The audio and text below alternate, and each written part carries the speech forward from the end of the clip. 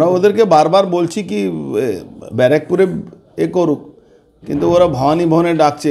যেদিন থেকে এইসব যাওয়া আসা শুরু হয়েছে সেদিন থেকে নানা রকম সমস্যা আমার শারীরিক দিক থেকেও হচ্ছে। এরা শুধু হ্যারাসমেন্ট আমার পরিবার। ভবানী ভবনে হাজিরা দিলেন, তবে তারপরই বিস্ফোরক অভিযোগ তুললেন অর্জুন সিং। 2010 সাল থেকে 2019 পর্যন্ত ভাটপাড়া পুরসভার চেয়ারম্যান ছিলেন প্রাক্তন বিজেপি সাংসদ অর্জুন সিং। অভিযোগ, সেই সময় চেয়ারম্যান রিলিফ ফান্ডে আসা 9 কোটি 21 লক্ষ টাকা তছরূপ করা হয়। 2020 সালে সেই মামলার তদন্ত শুরু করে ভাটপাড়া থানা। পরবর্তীতে সেই তদন্তভার পায় সিআইডির ইকোনমিক অফেন্স উইং। সেই মামলাতেই বৃহস্পতিবার ভবানী ভবনে নোটিশ দিয়ে তলব করা হয় অর্জুনকে। বৃহস্পতিবার দুপুরে সেই মতো হাজিরা দেন বিজেপি নেতা। মমতা ব্যানার্জি কোনো কাজ নেই, বাংলায় লুটেপুটে খাচ্ছে।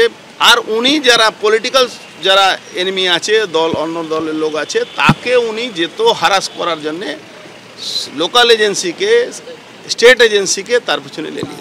আইনের চোখে যদি কেউ সন্দেহভাজন থাকেন বা অপরাধী থাকে তাকে ডেকে পাঠাবেন। বৃহস্পতিবার ফের একবার অর্জুন পুত্রকে তলবের নোটিশ ধরালো সিআইডি। ভাটপাড়া পুরসভার টেন্ডার দুর্নীতি মামলায় শুক্রবার ফের তলব করা হয়েছে পবন সিংকে। পার্থপ্রতিম ঘোষ, ময়ূখ ঠাকুর চক্রবর্তী, সমীরণ পাল, এবিপি আনন্দ।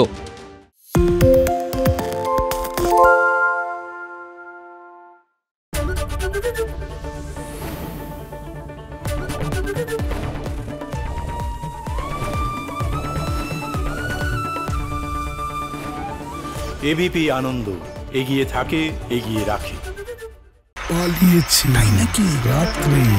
বাংলা গুজব চায় না, বাংলা খবর চায়। বাংলা খবর, বাংলার খবর। শুনতে পাচ্ছি না, বল না। আরে 10 টাকাটা ব্যাপার নয়, আজকে 40 টাকা দিচ্ছি, কারণ 40 টাকা। বাংলা গলাবাজি চায় না, বাংলা খবর চায়। বাংলা খবর, বাংলার খবর। বাংলা ঝামেলা চায় না, বাংলা খবর চায়। বাংলা খবর, বাংলার খবর। বাংলা চেঁচামেচি চায় না, বাংলা খবর চায়। বাংলা খবর, বাংলার খবর। আরে চাটা দে। এই আমার একটা চা দেন।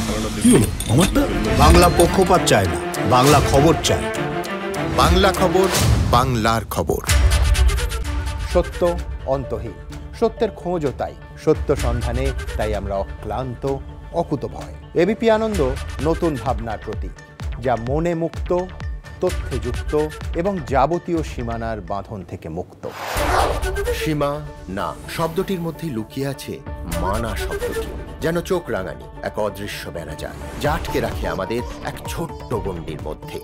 একমাত্র সঠিক খবরই গড়ে তুলবে এক মুক্ত সমাজ। সেই জগৎ গড়ার লক্ষ্যে কোনো সীমানার ঠুকুটি আমরা মানব না। এবিপি আনন্দ, এগিয়ে থাকে, এগিয়ে রাখে।